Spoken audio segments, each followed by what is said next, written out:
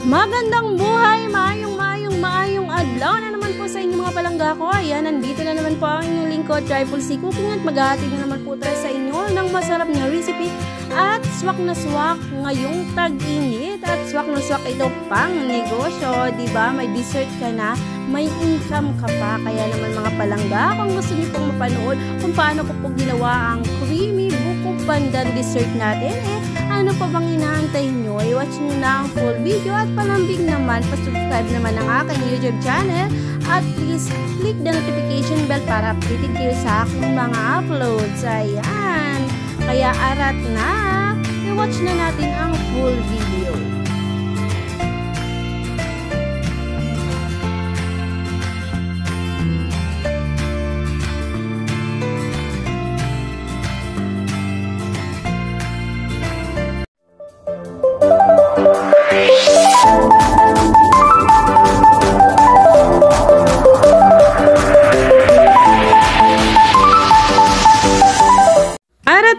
Mag-start na po tayong gumawa ng ating buko pandan. So, una nating gagawin ay gumawa muna tayo ng gulaman. Ayan, ang ating tubig. 1.5 liters po ang tubig na yan. At inilagay ko po dyan yung Mr. Gulaman. So, pwede po kayong gumamit ng ibang brand ng gulaman kung ano po yung gusto ninyo. Ayan, hinalo ko lang po yan guys. At ano po yan siya? Buko pandan flavor. May flavoring na siya kaagad. Ayan, at isa lang na po natin yan sa medium heat lamang po. Ayan. At para dahan-dahan ang pagkakaluto ng ating gulaman, haluin po natin ng maigi.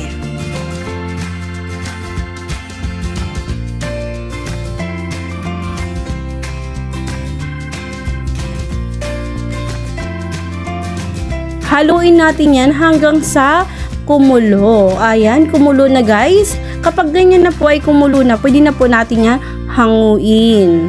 At ilalagay natin sa malilinis na lalagyanan.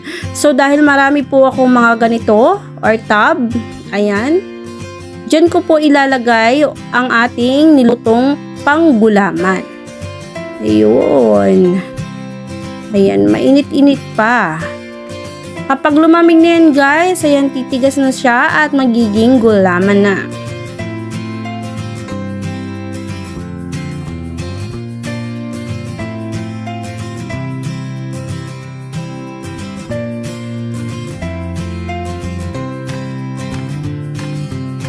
At ayun, last step na po. At patapos na po tayong maglagay ng ating mixture ng gulaman. Usok-usok talaga, sobrang init.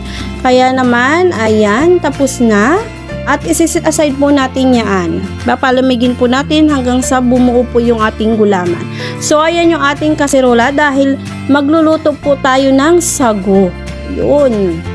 Ayan, naglagay po ako dyan ng parang 6 na tasang tubig. Or 6 na basong tubig. At ayan po ang ating gulaman. Ayan. At isasalang na po natin yan sa ating kalan. Pakukuluin po muna natin yung tubig bago po natin ilagay yung ating sago. Ayan guys. Kasi pag nilagay nyo po kagad yung sago na hindi pa kumukulo yung tubig ay madudurog po ang inyong sago.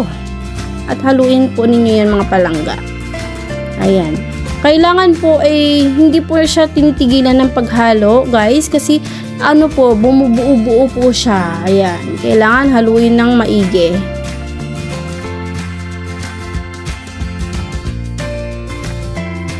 At ayan na po mga palangga, luto na po yung ating sago. Ayan, transparent na po yung kanyang kulay.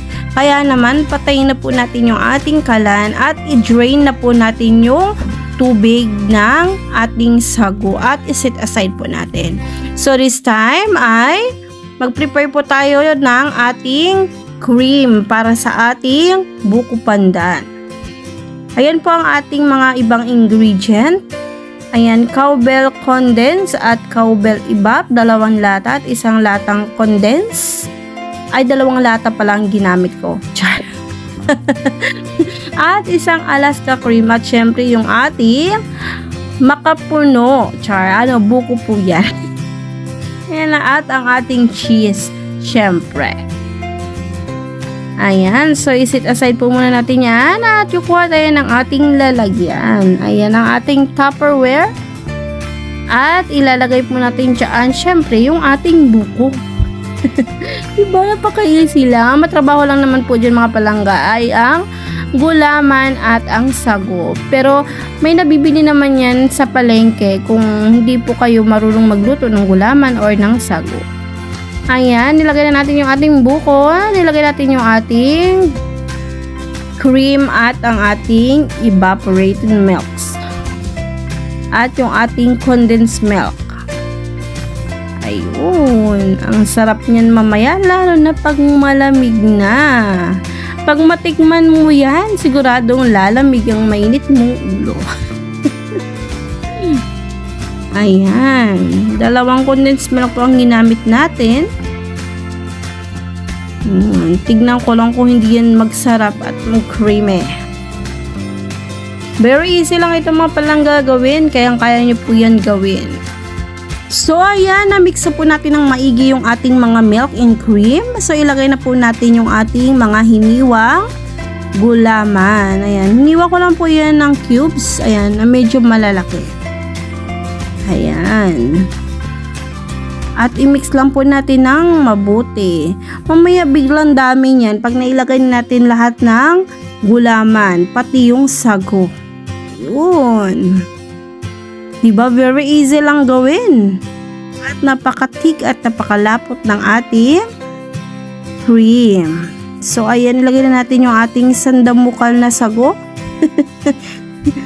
Yun. O, diba?